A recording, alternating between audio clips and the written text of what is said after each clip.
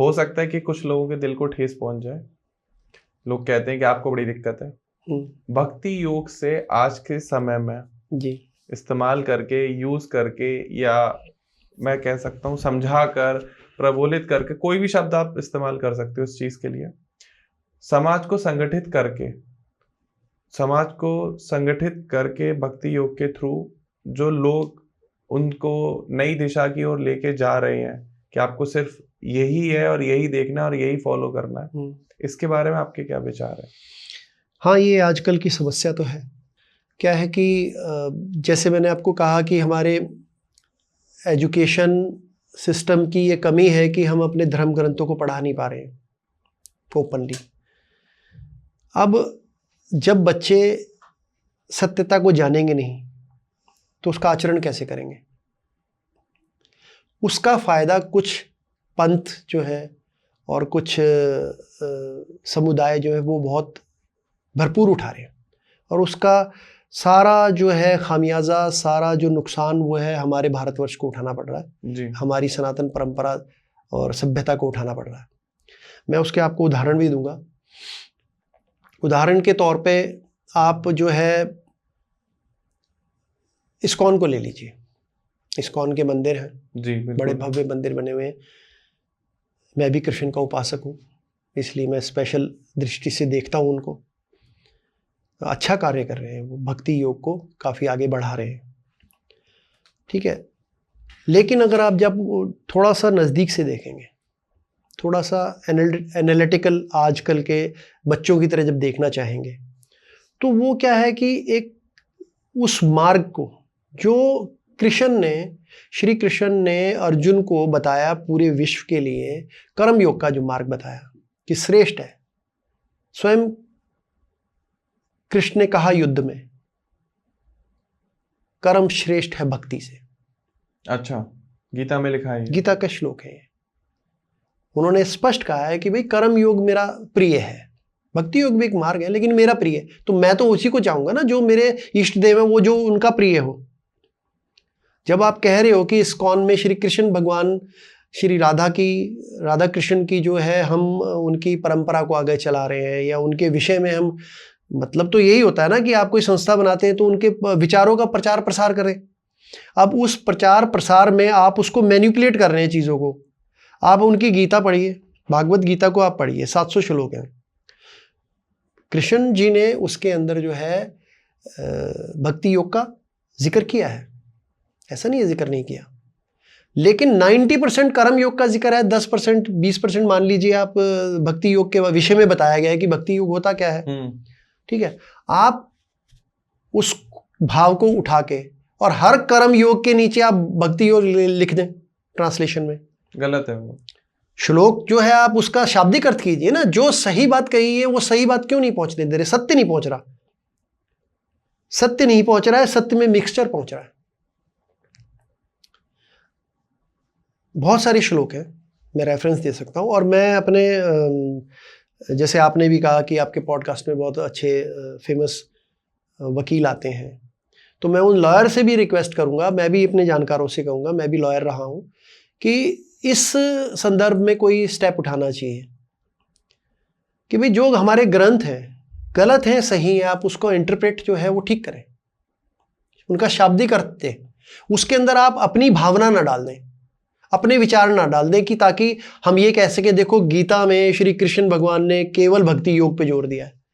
जब कृष्ण भगवान ये कह रहे हैं कि भाई तू युद्ध कर, तू क्षत्रिय है, ब्राह्मण अपना कार्य करेगा, शूद्र अपने कार्य करेगा, जो उनके कर्म है, तेरा कर्म है कि तू जनता को न्याय दिलवाना है तूने अपनी, तो उसके लिए युद्ध कर। अब उस युद्ध में आप ये कहें कि उस युद्ध को हटा के आप ये कह दें कि मतलब तो उसका युद्ध के प्रति जा रहा है, मतलब तो कर्म योग में जा रहा है, और बीच बीच में आप ब्रैकेट लगा के और लिख दें कि ये भक्ति योग है। कैसे? भक्ति योग और कर्म योग तो डिफरेंट है बिल्कुल, भले ही पहुंचते एक टॉप पे है। ये जनता को न्याय दिलाने के लिए कहा है कृष्ण ने। हाँ, युद्ध किस लिए था? युद्ध तो धर्म युद्ध था ना। धर्म किस लिए? वो धर्म क्या है? वो धर्म यही तो है कि भाई ये आताताई आ गए, ये नेगेटिव लोग अगर आ गए जो तुम्हारी भी जमीन हड़प गए, तो ये पब्लिक के साथ क्या करेंगे? सही बात है। जब आप जैसे ताकतवर लोग स्वयं कृष्ण साथ खड़े हैं, शांति दूत बन के हाथ भी जोड़ रहे हैं उनके, यार मत लड़ो। सबसे सर्वशक्तिशाली उस टाइम का राजा श्री कृष्ण कह रहा है इसमें कुछ नहीं रखा, युद्ध मत करो। उसी को कह रहे हैं इसको बंदी बना ले। समझो ना आप। तो ऐसे ऐसे उदंड लोगों को, ऐसे मूर्ख लोगों को आप अगर समाज उनके हाथ में दे दे तो वो क्या करेंगे? तो धर्म संगत यही बात है कि भाई ऐसे लोगों का विनाश करो, ऐसे लोगों को रोको, उनको कन्फाइन करो और फिर जो है समाज की रचना करो, अच्छे लोगों द्वारा समाज की रचना हो।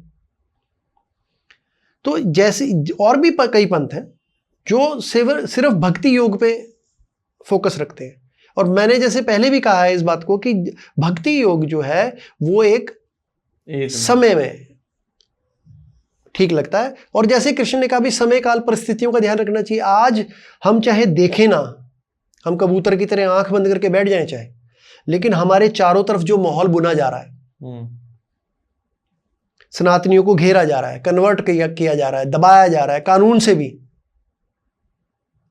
हमारा जो है फंड ले लिया जाता है मंदिरों का, उसको कैसे यूज कर रहे हैं कौन पूछे? सही बात।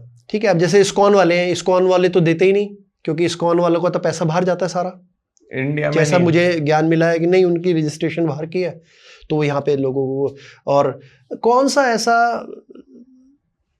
सामाजिक हमारा जो है ताना बाना है जिसमें हम मान लीजिए हमारे जो सनातनी ऋषि मुनि हैं, हमारे सनातनी जो संत प्रचार कर रहे हैं, क्या वो कभी आपने मंच में सुना है कि मुझे पैसे दो, कभी आप इतना दान करो, कभी आप इतनी दक्षिणा दो, हमें ये बनाना है वो बनाना है? वो कहते हैं भाई इच्छा है, देना है तो दो, नहीं तो मत दो।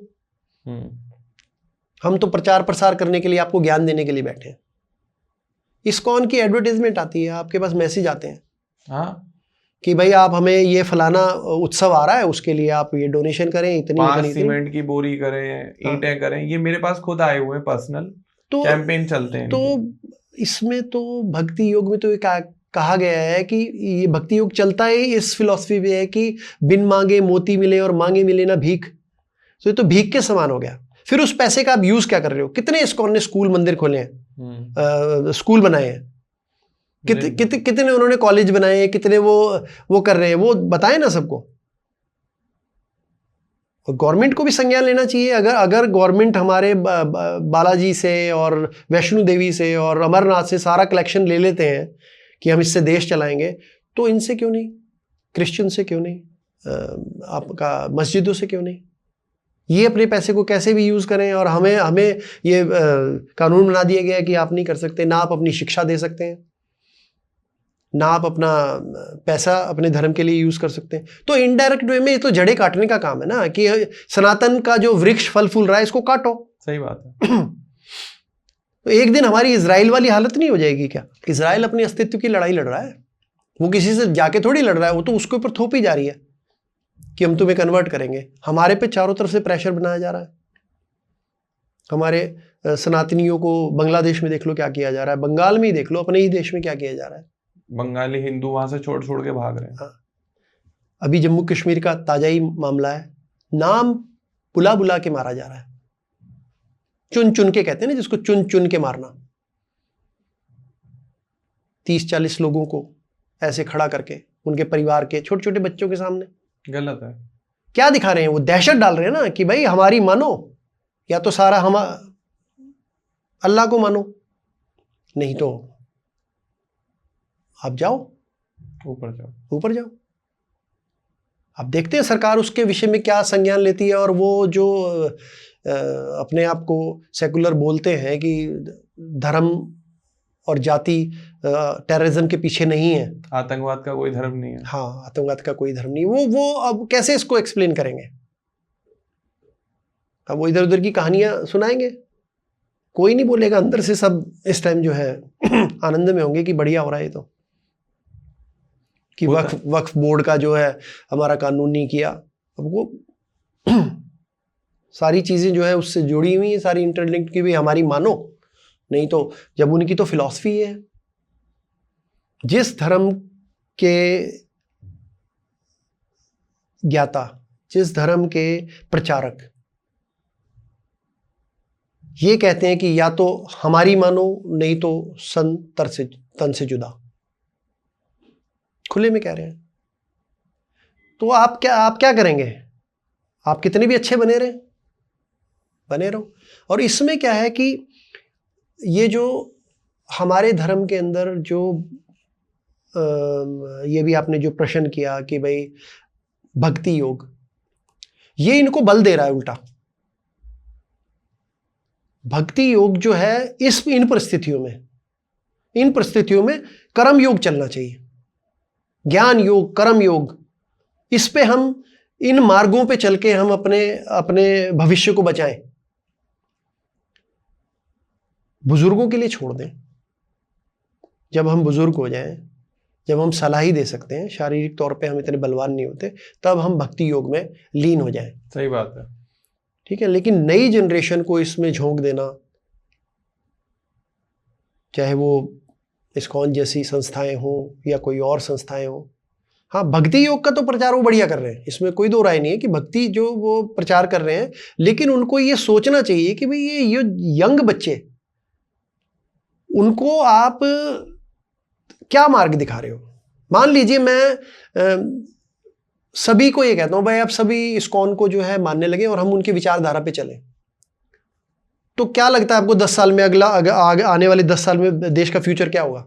सब भक्त होंगे, कोई रिवॉल्ट ही नहीं कर सकता, सब कहेंगे कृष्ण भगवान आएंगे अर्जुन को लेके आएंगे साथ में, वो मारेंगे इनको सबको। सही बात है, यही तो विचार आएगा ना। मैंने खुद पर्सनली भी देखा है इस्कॉन में जाके। आज आपने इस्कॉन का उदाहरण दिया तो आपको समर्थन भी देना चाहूंगा कि वहाँ जो 90% लोग काम कर रहे हैं या जो सेवा कर रहे हैं वो सब अंडर 30 हैं, 18 से 30 साल की उम्र में जी, और उनको कुछ इनिशियल शिक्षा दी जाती है, उसके बाद फिर वो वहां पर अपना स्टार्ट कर लेते हैं। हाँ, तो वो एक तरह से उसको एज अ बिजनेस मॉडल चलाया जा रहा है। ठीक है। आप अगर भक्ति योग का ही प्रचार करना चाहते हैं तो आप भक्ति योग में ये देखें ना कि भी गीता का प्रचार कर रहे हैं, सबसे ज्यादा गीता जो है उन्हीं के उससे छप रही है। तो आप उसके जो उसका भाव अर्थ है, जो उसका पूरा मूल निकल के आता है, भाई कर्म, तो कर्म योग की भी शिक्षा देना, आप कर्म भी करें ना, वैसा आप लोगों को सिखाएं कि देश के लिए क्या जरूरी इस टाइम में क्या ठीक है। ठीक है, तो ये चीजें सारी जो है ये हमारे देश को अंदर से खोखला कर रही हैं। सत्य।